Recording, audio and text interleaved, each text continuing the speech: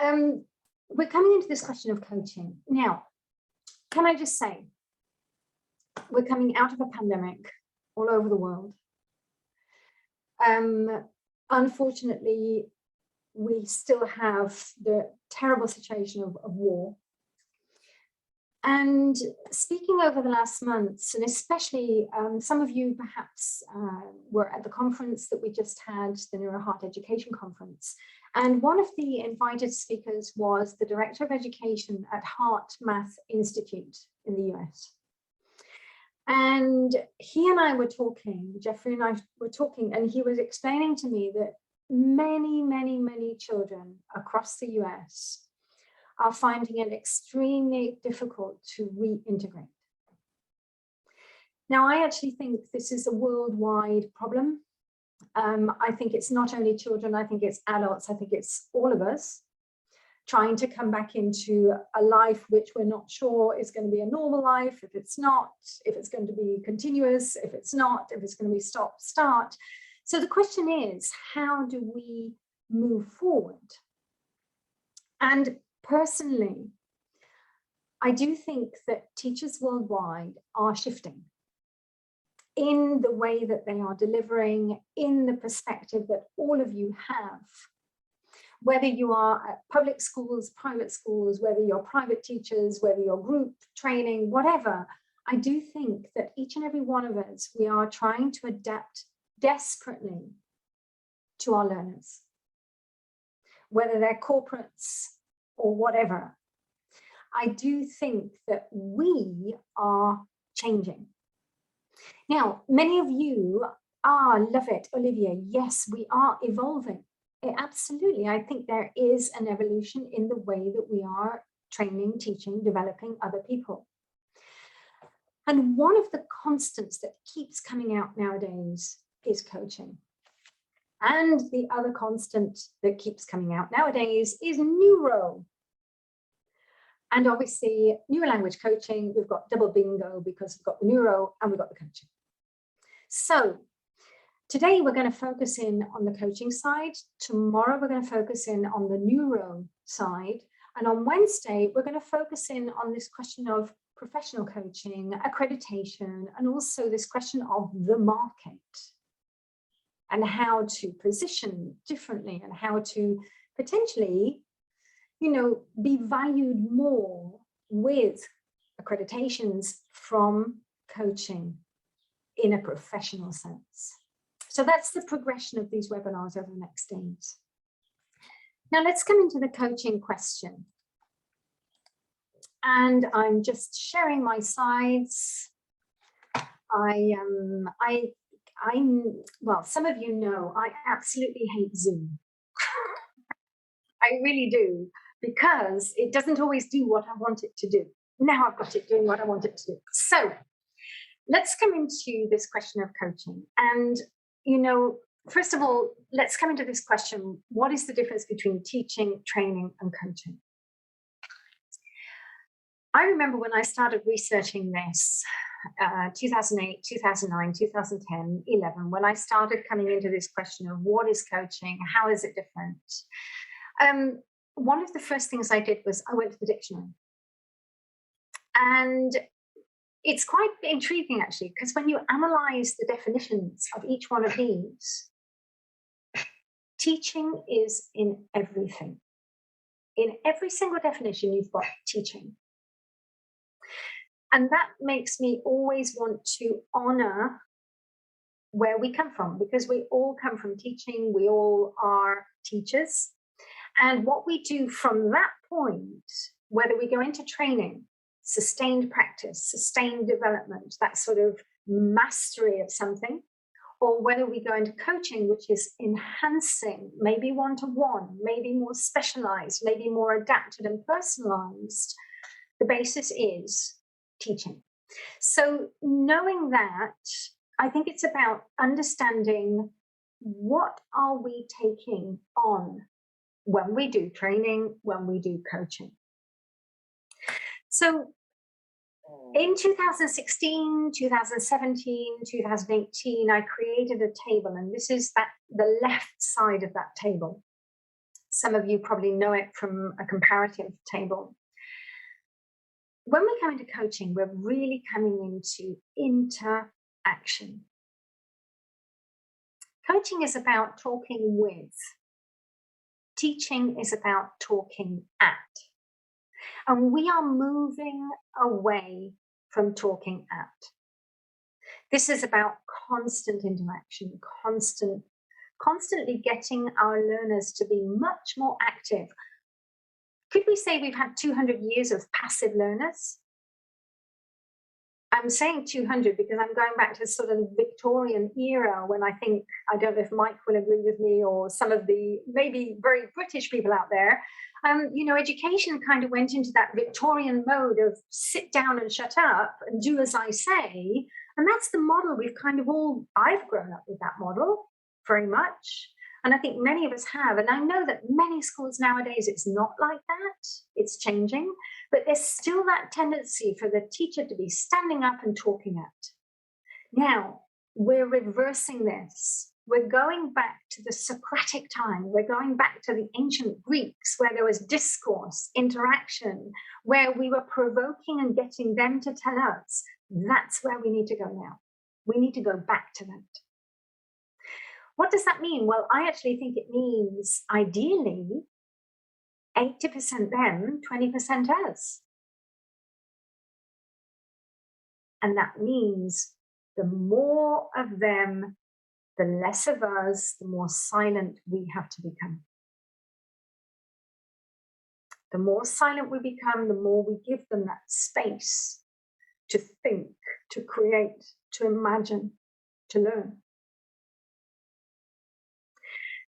Now, we're going to be looking a little bit at motivation and compassion conversations later. We're going to be looking at this question of ownership and responsibility. Tomorrow, we'll be looking at that from the neuro perspective. But we do need to get our learners to take ownership. I know that there's quite a few of my coaches in the audience there, and I know we always have this question mark. When we ask learners, what do you want, how do you want to do it? They often throw back at us, you're the teacher, you tell me. And we have to be ready and say, well, yes, I can tell you, but that's not going to help you. Because I need to know how you like to learn. I need to know what works for you because every brain is different. So we really have to be prepared to ping pong back to them. I call it ping pong. They throw it at us, we ping it back. They throw it at us, we ping it back. That's stimulation, that's provocation, that's getting them to think. And we are equals. There's no top down.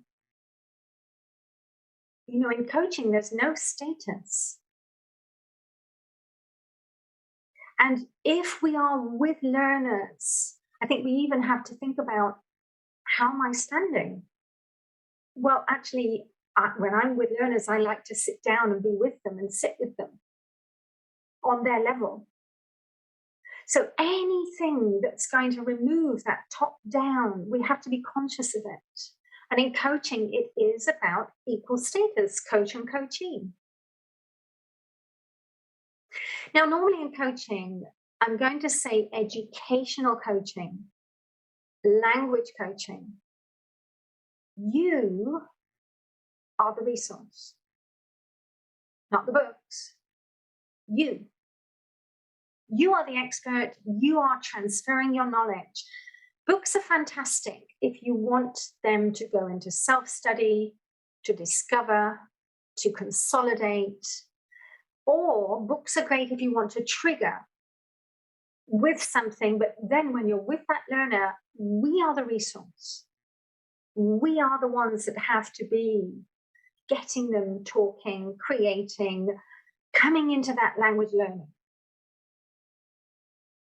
And we do it with a coaching style. So no more directive, no more mandatory style, instructional style. We come into that equal status. And we're going to talk about communication in a minute.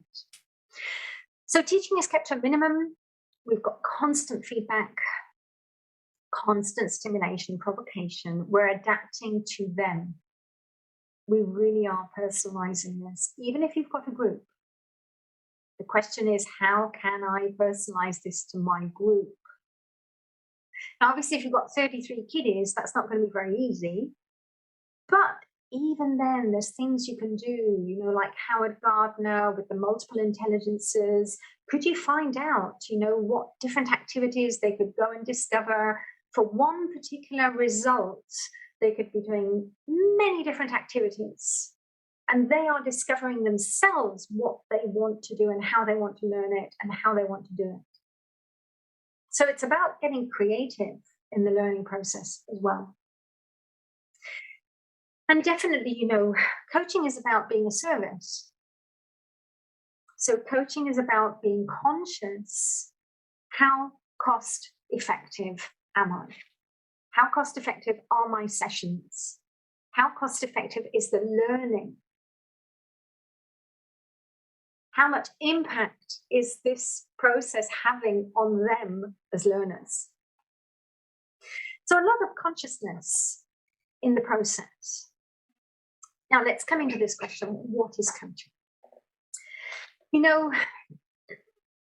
It's an interesting question nowadays. When I started out in Germany in the year 2000, I landed in the middle of a snowstorm, wondering where on earth I'd landed. And I was working with a school in Germany who said that they do language coaching. And this big Scottish guy called Jim, wonderful guy, really, I would say, was one of the first back in the year 2000 who talked about language coaching. And when I said to him, okay, Jim, what do I do? He said, follow the client, find out what the client wants, and that's it. Now, that made me think very deeply, because I was being sold as a language teacher to some clients, and to other clients, I was a language coach, earning double the price. So I had to think about, how on earth do I make a difference? And how on earth do I justify earning so much money back then in the year 2000? And that got me on my journey of training to become a coach, training to become a professional coach.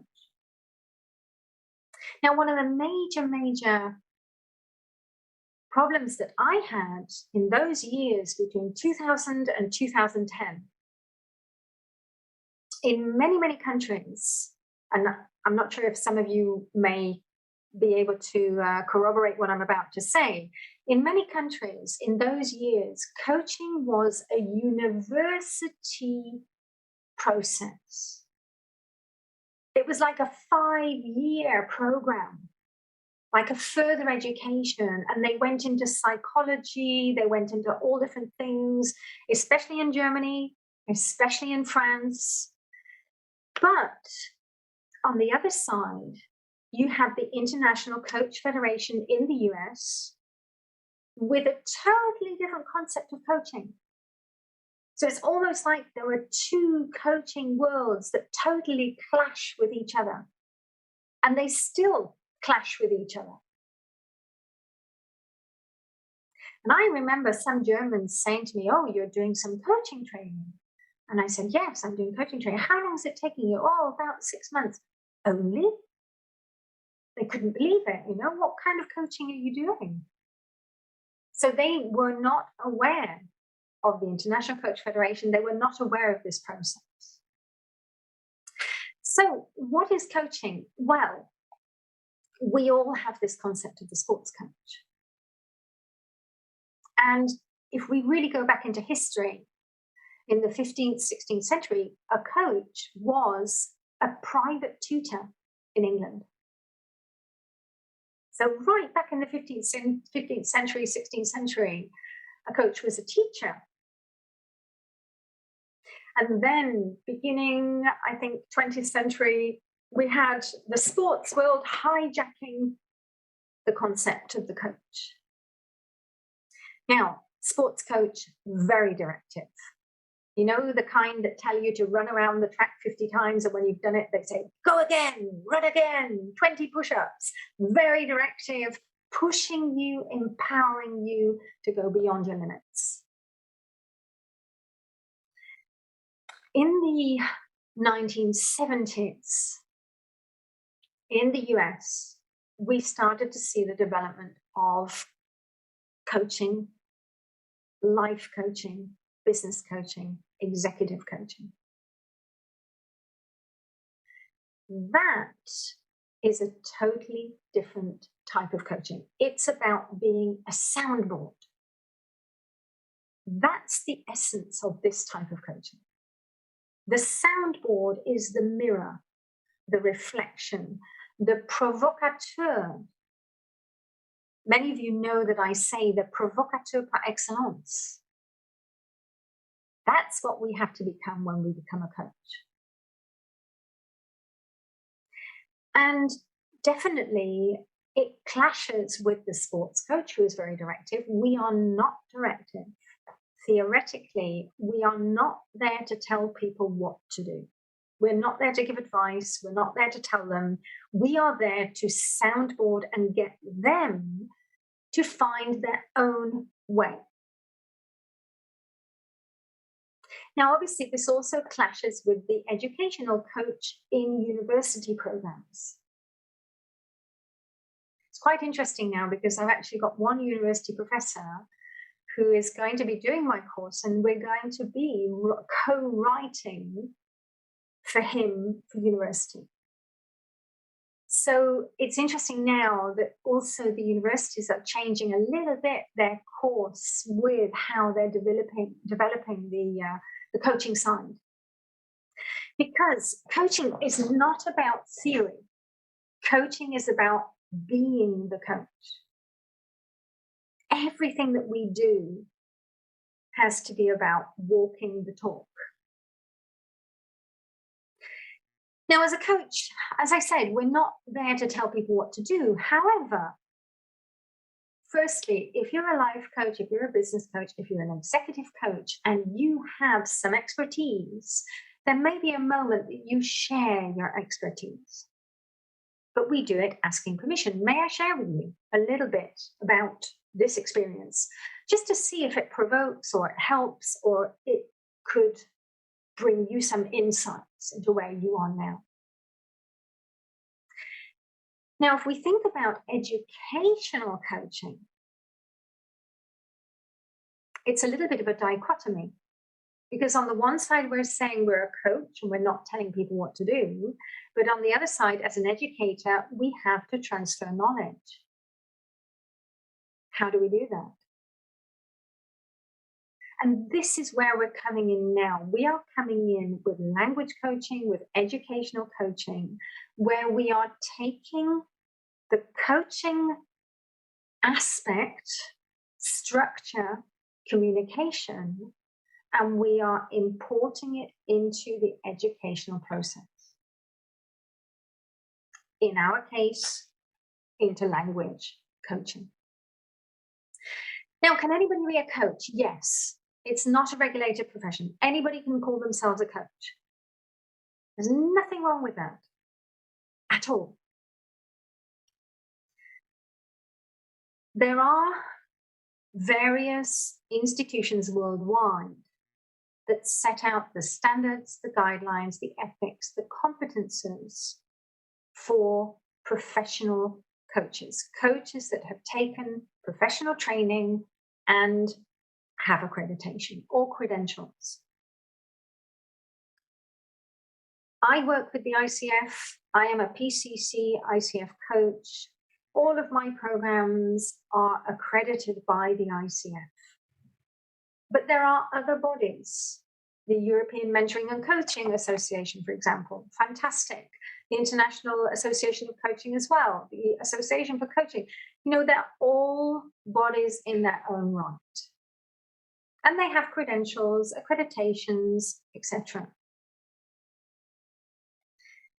So now that we are coming into, I'm going to say, a maze of confusion. We have on the one side the university coaching aspect, where people are doing educational programs, educational masters with a coaching module, a lot of theory, but no practice. We have those that call themselves a coach without any training. And then we have the ones with that ICF or any other institutional training from, let's say, the professional training background. And this is the maze that we're dealing with at the moment. So, as I said, we do work with the ICF. I would say it is the most recognized worldwide. They have chapters all over the world. The ICF have nothing to do with anything but coaching. So if you are a health coach, if you are a career coach, if you are an executive coach, if you are a language coach, the ICF only deal with the coaching aspect. They have nothing to do with health, language, etc. They are focused on the coaching competencies, and the accreditations that we have are focused on those competencies from the ICF. These are the ICF competences. You know, if you are interested, this is like a little advert for the ICF here. If you are interested, do have a look at their website. They show you the credentials to become a life coach. Quite a few of my coaches have gone on to then become life coaches as well. And they've opened up a new pathway of work for themselves. So they do language coaching and they do life coaching. Two separate streams. Now, definitely, you know, a lot of people think being a coach is easy. All of you who have done my program and have got your video on, is coaching easy?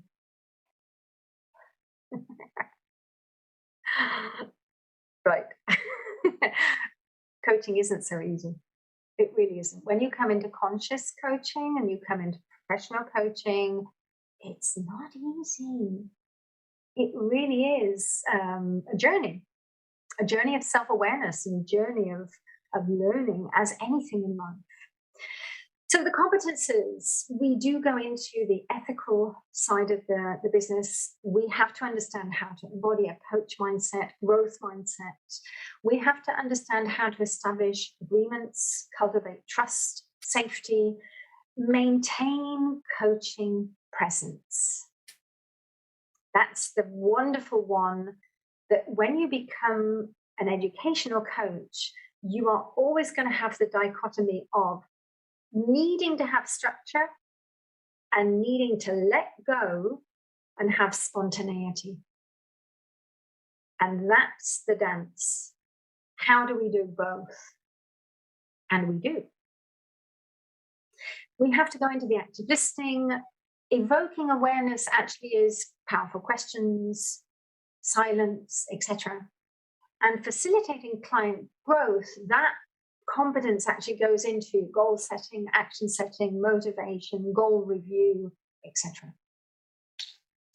And we follow the competencies. Now, what can we then apply to language coaching?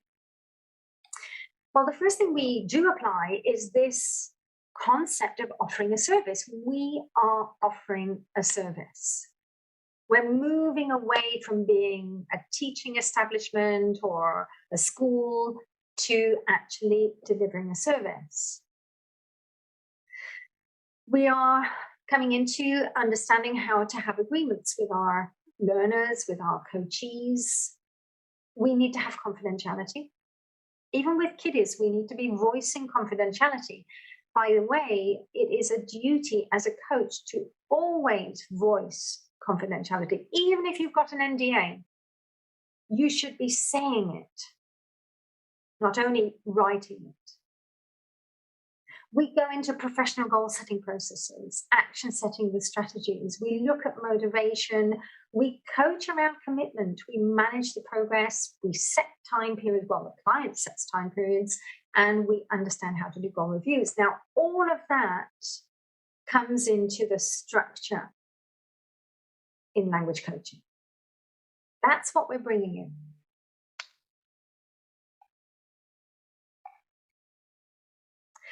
So how can coaching improve the learning process, the language learning process? Well, I've separated this into 3 different parts. Firstly, how we change communication.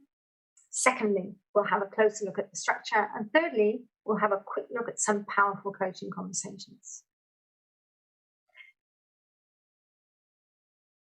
Definitely, coaching can change the way that we have those conversations.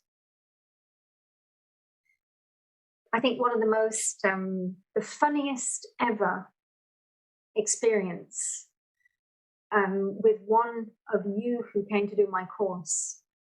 This gentleman came from Canada to Paris to do the course.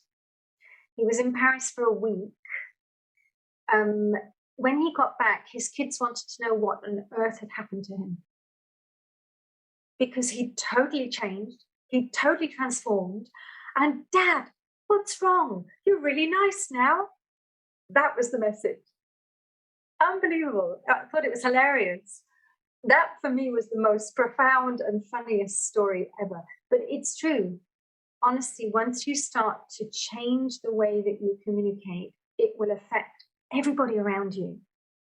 Not only your learners, everybody. Now, we understand the power of words, powerful questions, active listening, the feedback, the calm presence, compassionate conversations. We really change each of these.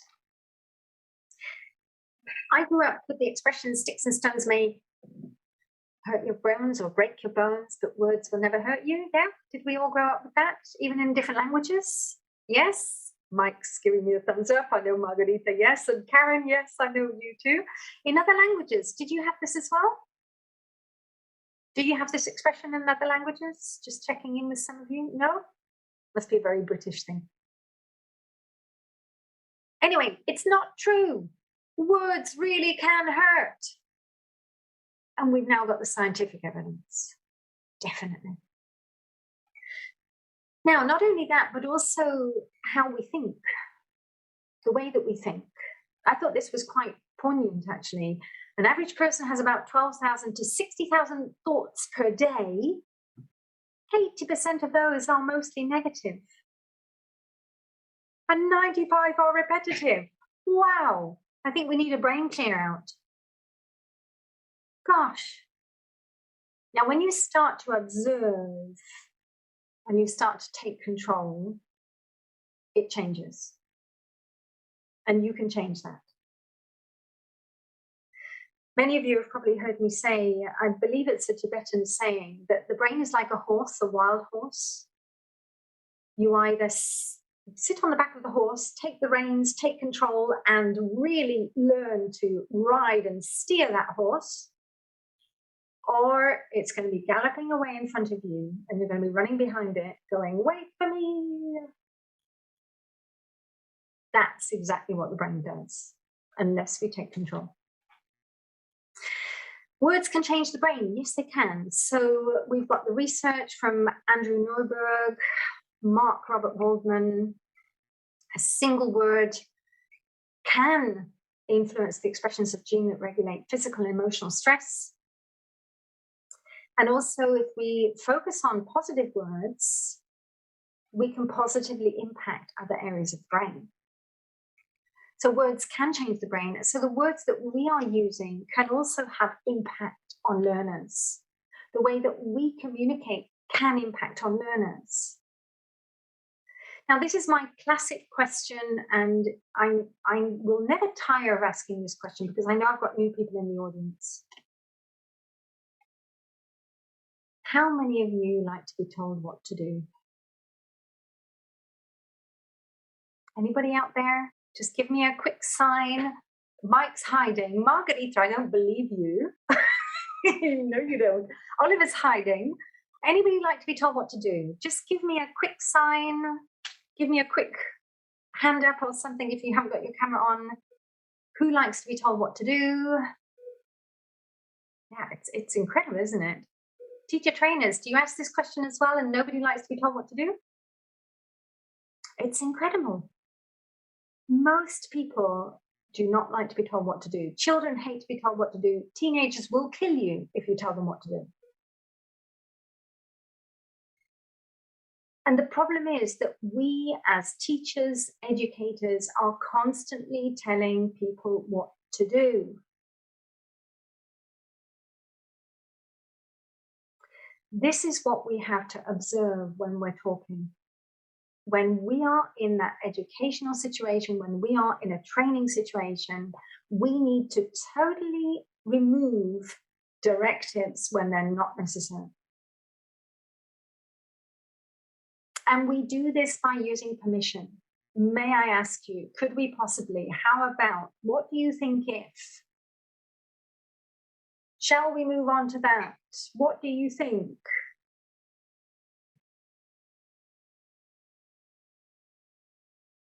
Honestly, it changes the dynamic. It changes the dynamic. The coachee becomes calmer.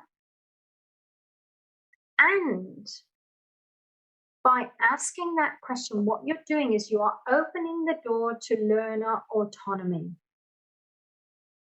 That's the crucial point. You are opening their autonomous door. And if they say to you, you're the teacher, you tell me, why are you asking me permission? Ping pong it back and say, the reason is to create learner autonomy. And if you don't want to do something, you can always tell me. And we can look at something else. We could do something else. We could discover something else. This is your learning process. So the way that we communicate, firstly, is key. The way that we ask the questions, the way that we are listening, the way that we are acknowledging, and we're going to look at this a bit in a minute. So transforming the way that we teach, firstly, we're moving into a growth mindset, we're bringing in trust, we're creating active listening, we're changing the questions, we're adding signposting, reformulation as a coach is key, feedback, and we are in the moment. Now let's go a little bit deeper, especially with empathy. You know, over the last year, I think in life I have met my nemesis with compassion and empathy. And at the moment I'm kind of exploring this question even more than ever before. Many people say that a coach has to be empathetic. Well, a teacher has to be empathetic. You can't be a teacher, trainer, educator unless you have empathy. So I think everybody has empathy in this profession. But the one problem is that sometimes empathy is misinterpreted because sometimes we get lost in the emotion. Sometimes we share too much when it's not useful because we think we're being empathetic. And sometimes we're not listening and we're not really showing empathy. When we are displaying empathy, the area of the brain that's lighting up is the pain circuit. Pain and reward. You feel pain, I feel pain. You feel good, I feel good. We've got the mirror neurons kicking in as well. When you feel compassion, we actually light up the love circuit in the brain. That is the periaqueductal gray, which triggers the vagus nerve, which lights up the whole love circuits of the body. That's compassion. Compassion is a two-step. Compassion is, I feel what you feel, step number one. How can I help you? Step number two. That's compassion. What can I do to help? How do we get you out of this? How do we move you forward? That's compassion. Now, one of the major problems as educators is, imagine you've got a learner, I can't do this, I'm no good at this, I'm never going to do this. We often go into the teacher, I'm going to say the teacher coach. Yes, you can. You're great at this. I think you're wonderful. Come on, I'm going to help you. And we come into that sort of mode. Now, the problem there is we are not listening and we're not showing compassion. Especially with children, we need to change this. We need to demonstrate we're listening. I'm really sorry that you're feeling so bad about this. That's step number 1, empathy. What can we do here to help you to feel better? That's step number 2, compassion. Now, coming back to what we said earlier about kids of today, it's very important that we start to listen to kids of today. And we don't start to override how they are feeling. If they're feeling bad, we need to recognize it and say, I'm really sorry that you're feeling so bad. That will demonstrate that you are being empathetic and you're listening to them. You're not ignoring them. Secondly, we have to move into compassion, which means action. Whenever I think of compassion, I think of Mother Teresa. Mother Teresa never said anything. She just went and did it. I think she was the most, I don't know if I can find the adjective for her. I think she was the most active nun on earth. And even active isn't the right word. She was just the most dynamic nun who just kind of got somewhere and said, right, do it. That's compassion. And that's what we need to do with learners of today as well. Really say to them, how do we find a way to work this out?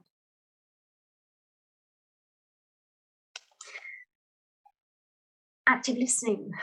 Well, we've just said about really listening to our learners.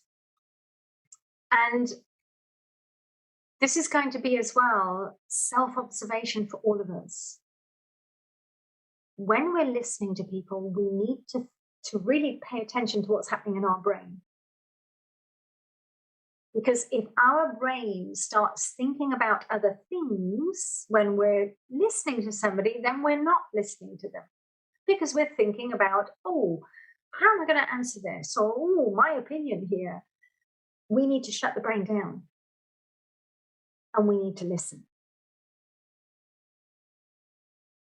Can I say the best way to dominate this is by reformulating? If you cannot reformulate, it means you haven't been listening. So let me put this another way. To reformulate, you have to listen. You have to listen. Otherwise, you can't reformulate. And as a coach, we use that as a tool. We use it as a sounding board tool. So when somebody says something to me, I'm going to reflect it back. So, am I hearing you tried this and that didn't work, and then you went on to that and you thought that was okay, but then you needed some more time? Is that right? So we reformulate back. Now, by reformulating, your learner, your coachee is hearing it back again, and often it provokes insights. It provokes deeper thoughts because they're hearing a mirror, they're hearing the reflection back. Very powerful. When you start to become, well, when you move from being a baby coach to a more advanced coach, your reformulations become more skilled. Maybe just key words. Maybe you say it in a totally different way, but it has the same meaning. That's when you become more skilled. Another thing as a teacher, we have to stop finishing off sentences. Definitely we have to keep silence. Tomorrow you'll see when we come into the neuroscience, one of my favorite mantras is the person doing it learns it. And if we are constantly doing it for them, if we are constantly finishing off their sentences, if we're constantly spoon feeding them, they are not doing it. And by the way, mostly it's habit. It really is a habit that we keep jumping on. Can I say as well that I've spoken with many teachers worldwide, and one of the reasons that I think we do this is to rescue them, to save them. We don't want them to feel bad. We have to stop this. We have to allow them the space and the time to think. Everybody has different thinking time. When we start jumping in, we're probably taking away their thinking time. So I would set up an agreement with your learner. I would say to your learner, look, I'm not going to jump in anymore. I'm not going to finish off your sentence. If you don't know it, give me a sign. Let me know. And then I'll jump in with pleasure. But what I want is that you have your space, your time to think. And as I said, if you don't know it, I'll jump on. And by the way, that then shifts into the power of silence. Silence is magical. If you can get comfortable with silence, you will be amazed at what silence does. I was on one of the training groups the other day. I can't remember which day it was. And I was doing some coaching. I was demonstrating some coaching. And there was a moment where literally I just went into silence. And on the other side, the lady knew what I was doing and she started laughing because she recognized that I was on purpose not speaking. And I still kept the silence. And that's when she started coming out with her ideas and her thoughts. And that's when she opened the space and she started to really woof. And that's what happens when you do that. You give people permission to be themselves and to come out with what they want to come out with. So we've looked at the active listening. Let's go to the questions now. You know, after today's webinar, I would really love all of you to go away and monitor yourselves. Every single thing that comes out of your mouth when you're in your learning situations, when you're training, when you're with your learners, I'd like you to observe it and monitor it. And especially the way that you ask questions. One of the interesting things is when people fire multiple questions at learners. And by the way, I'm guilty too. So every now and again, I might be firing one or two. Normally it doesn't go more than two, but there might be a couple, boom, boom. Now the problem is that, you know, we are the ones that are not comfortable with the question, not the learner. We are the ones that think, oh, that question, they're not going to understand. That's the problem. The learner probably heard it. By the way, on the other side, if somebody fires multiple questions at me, I get very demonic. And I then say to them, which one do you want me to answer? Or I'll say to them, I'm sorry, my brain can't deal with the first two you've just asked me because it can't remember. And it's true, you know, the brain doesn't have the capacity, and especially when you're going into a different language and you're firing multiple questions at them. So, as a coach educator, one question at a time.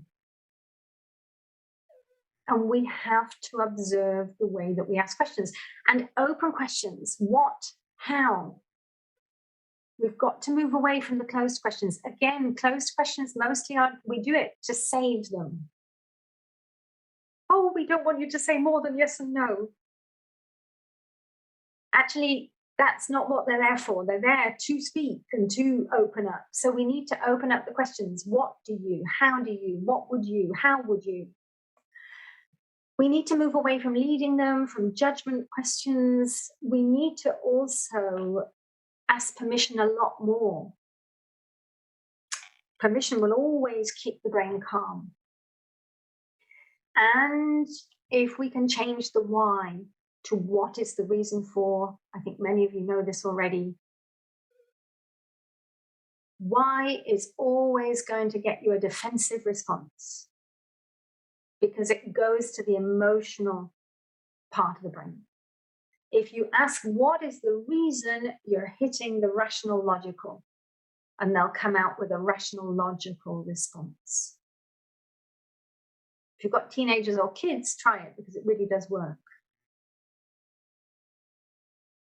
And as a coach, we're going into those vision questions. We're going into those troubleshooting questions. We're really paying attention to how we ask the questions. So that's a little bit about the way that we communicate. And believe me, it takes time to change the pattern of communication. It does not happen overnight.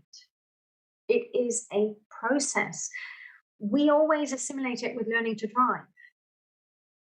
You've got to go through that period of time where you have to think about everything. The clutch, the mirror, the brake, the gear, the pedestrian. You've got to think about everything. And then slowly it starts to get more and more automatic and more automatic. And then it becomes second nature. And that's when you start to walk the talk. When it becomes second nature. Second way that coaching can help the learning process. Well, the structure, as we said, we need to definitely address motivation. Now, I say this many, many times, we are very confused in education as to the question or the meaning of motivation. We've got so many papers on intrinsic, extrinsic motivation, which is right, which is the best. Intrinsic, obviously, is the one that works the best. All the studies come to this. When we are with learners, one of the major problems that we have is that we do not distinguish reasons for learning and passion, drive, and what we call motivation. Now, in some languages, the word motivation actually means reasons. I know in Spanish there's some confusion because you've got el motivo, sounds like la motivación. So I think there is a confusion in the language as well. I don't know if in other languages you might have this. And even in English, the motive, motivation, reason, motive. Now, this is where we have to really separate them out. And from the coaching perspective, maybe we need to call motivation vision. How is this going to change your life once you've got it? Where's it going to take you? Where's it going to lead you? What's it going to bring you? That's what we're looking for as the major connector. So as a coach, we need to have that coaching conversation. We also need to know how to set goals. Now, I get many, many teachers worldwide saying to me, we do this, we already do this. The problem is the teachers are setting the goals. We need to create a process, and neuro language coaching, we have a process where actually we turn it on its head and our learners set their own goals. From the research, we know that when people set their own goals, they create their own way of learning, they are much more likely to achieve the goals. Research from the 70s and the 80s demonstrated this. So it is imperative that we get them to set their own goals. That's what coaching is about. And we need to understand that they cannot be generic.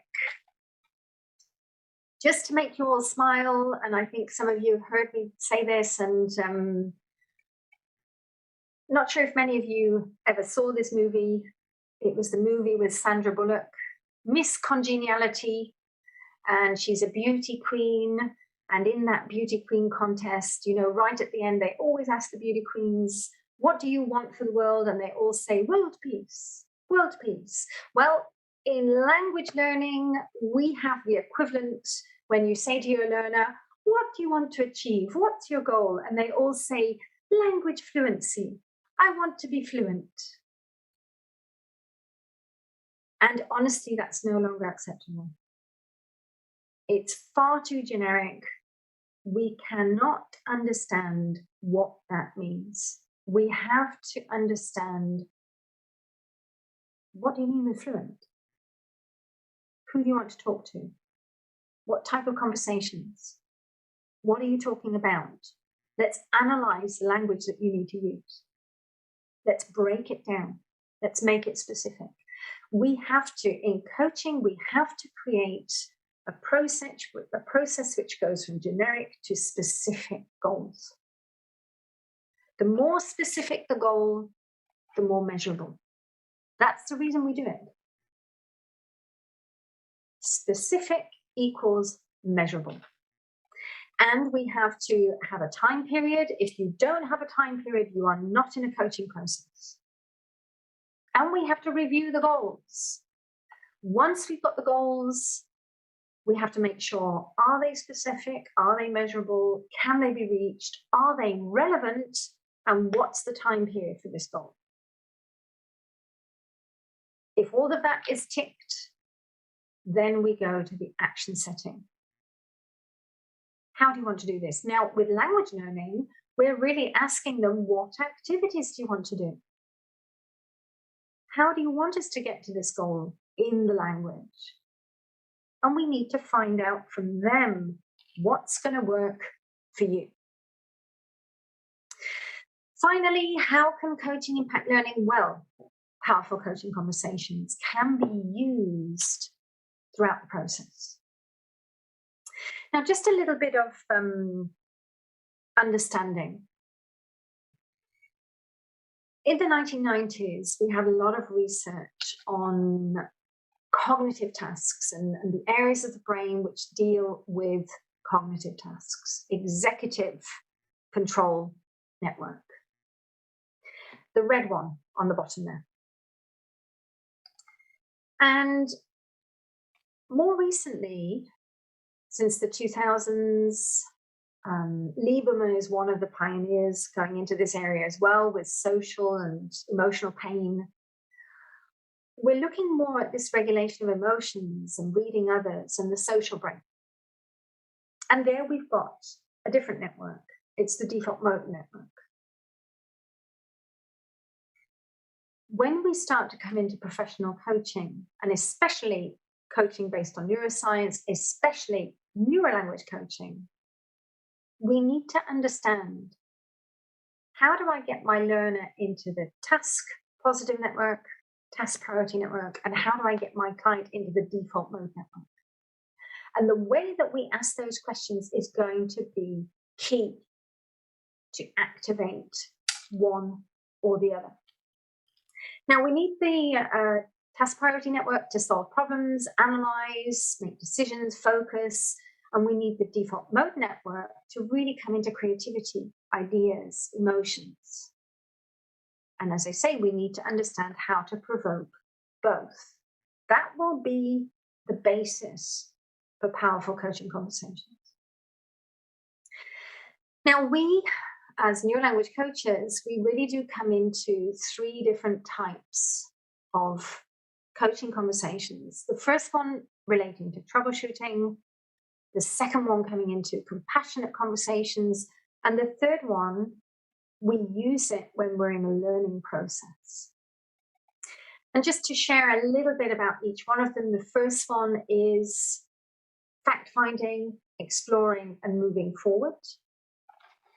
By the way, my apologies, because I think many of you in the audience, maybe you don't know what a coaching model is. So maybe just let me take a minute to explain.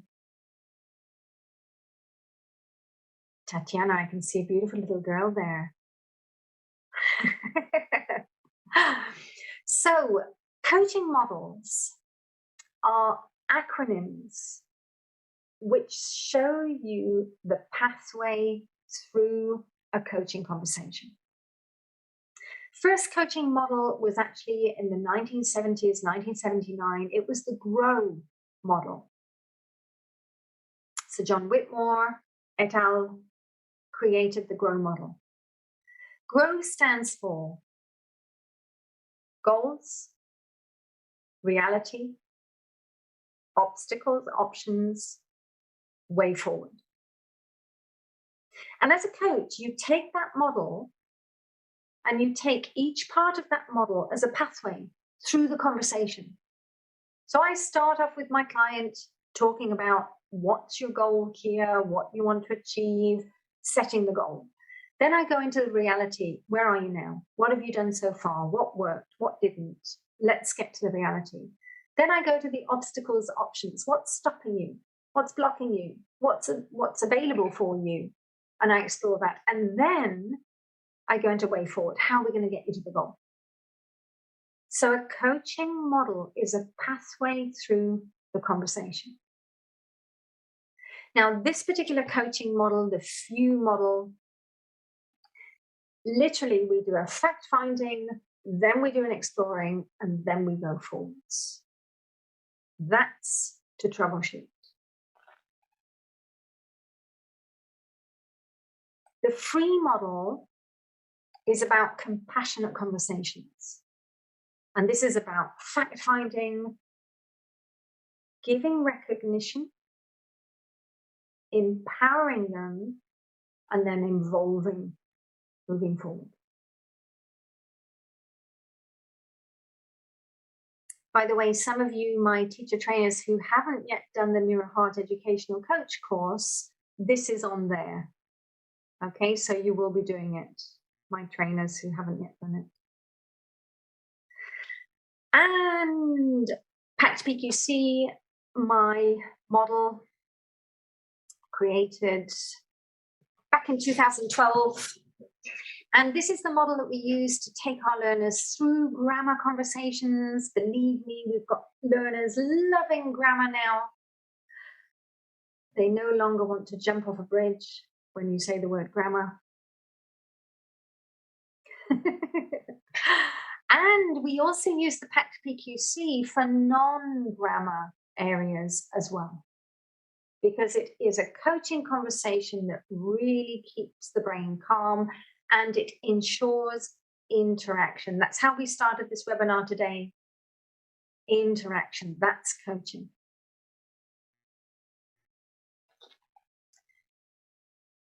So, effective learning, effective coaching. Well, Boyatsis and McKee, they've done a lot of research into coaching, and they talk about effective learning as being hope through vision, care through compassion, awareness through mindfulness, joy through playfulness. And I actually wonder, should that also be effective learning, not only effective coaching? And if we think about bringing the joy of learning back, well, again, a couple of quotes there. The joy of learning is as indispensable as in study as breathing is in running. Well, actually, we should say as breathing is in life, actually. Maybe I'm going to change her quote. And again, Boyatsis, joyful discovery, playful creation, flowing performance. That's what we want. And by the way, those that know me well, you know that I love the flow state. So that flowing performance there for me is just getting them in that flow state. And this is where I'm bringing in feedback. You know, as a coach, it is about understanding, what does feedback mean? It doesn't just mean well done and, you know, giving them praise. It actually means recognizing effort, recognizing small things, acknowledging people. And this is where we're coming into talking about dopamine. Dopamine controls reward motivated behavior. Nowadays, we are all dopamine junkies. Facebook, Instagram, like, hearts, instant reward. That's the world we live in. We are dopamine crazy. And they created these programs and these social platforms following that. That's the reason they created it, to get us all hooked on there. Now, just to take you a little bit into the research with this, you know, when we get a positive reward associated with something that we're doing, we desire to do it more. Now, we have to understand that if we can bring in that positive reinforcement, that positive motivation, we're going to bring in that reward feeling, and they're going to want more. So in learning, it's essential. It really is. This is the research from 2004. And the conclusion from this research demonstrates dopamine isn't only about the excitement about learning, it's also about retention. It helps to remember things. If there's no dopamine, we've got performance going down. And it's really connected to memory. Dopamine means engagement and retention. And that's the reason that we need to understand how to generate, well, how to provoke the generation of dopamine. A little bit more up-to-date research. We've got this one in 2016 where it demonstrates that it plays an important role in working memory. Another one demonstrating that it boosts spatial learning and memory at large. And a more recent one, I think it was 2018 actually, I missed the date on that. I think it's 2018. It is, yeah. Sorry, it was hiding behind all of you. Dopamine actually also is critical for episodic memories. Episodic memories are some of the most powerful memories that we can create. So it's very important. So, how do we generate more dopamine? Well, Olivier, you ready, huh? I'm not going to go into all the physicalities of how to generate more dopamine. I think all of you know that. Sleep and exercise and good diet and good environment, etc., etc. In the learning process, definitely, if you can get them curious, curiosity provokes the dopamine. It's one of the key points. If you've got kids, get them curious. If you've got adults, get them curious. Signpost to them at the beginning what they're going to do at the end, and then you're going to get them curious. Create joy, playful learning, positive enforcement, reinforcement, and novelty. New things, variety, fun, rewards. How are you going to create reward systems with your learners? With kids, maybe sweets, maybe games, maybe whatever. With adults, how are you going to create rewards? Maybe you can create a little scheme with extra minutes for your learners when they've done something well. Maybe you can give them that sort of promise of an extra half hour, or maybe you can give them that promise of a conversational class as a reward. Bottle of wine might work as well if we're all going back to face-to-face, cup of coffee, things like that. But it's definitely something to think about. Positivity, recognition, praise. Key in the learning.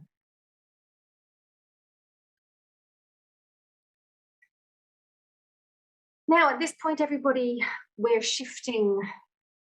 Definitely, as I said to all of you at the beginning, teachers are shifting, teachers are changing.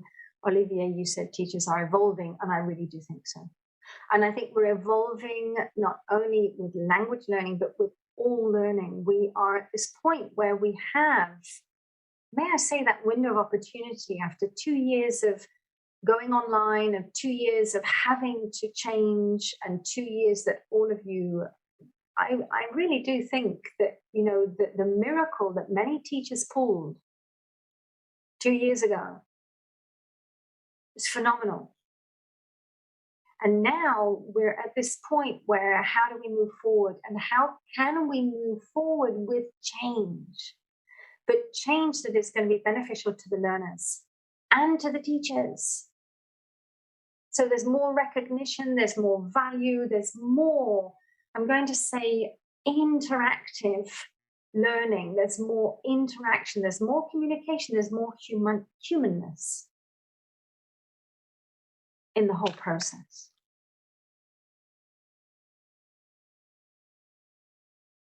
Wow, if we could change the educational systems to really, really follow what Mr. Einstein said, that would be amazing, huh? And if we move away from teaching things that kids don't really need or want, and we move into things like entrepreneurship, handling cryptocurrency, these are the topics that we need for the kids of today.